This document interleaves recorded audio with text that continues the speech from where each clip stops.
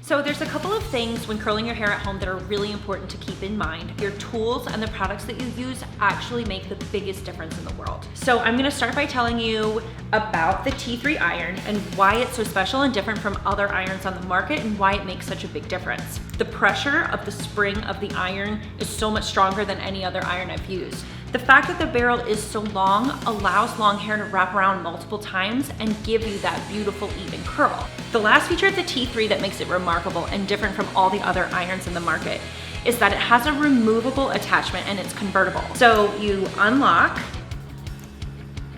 remove, and you can put one of 8 different attachments on it. You can use a wand, you can use a clip, there's different size barrel, and that allows you the most versatility, the least amount of space, you don't have to have multiple irons, and it's environmentally conscious. 2 other very inexpensive tools that you should have in your house when curling your hair is a plastic clip and a wet brush. Plastic hair clips and a wet brush can both be purchased at any local beauty supply store or your local hair salon.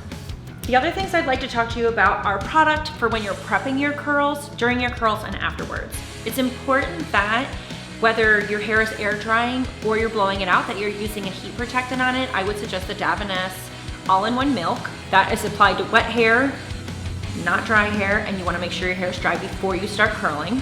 Once you start curling, you're gonna wanna use some kind of a working spray.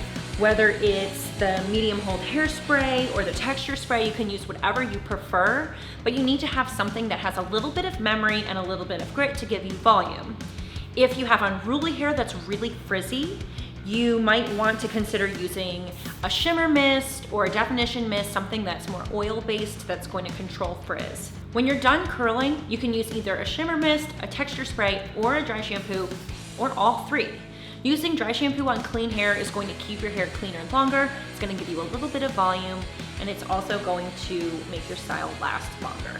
So a question I get a lot is, which T3 iron do I need? And the fact of the matter is that most of us need both.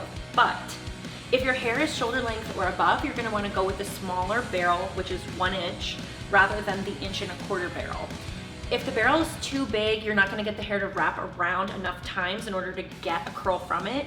So you wanna stick with the 1 inch. If your hair is longer than your shoulders, then you can do both. A smaller barrel is gonna give you a tighter curl, a little more bounce, maybe a little more texture, a bit of a messier look. The 1.25 inch or the polished curls barrel is going to give you more of a polished, softer, looser wave.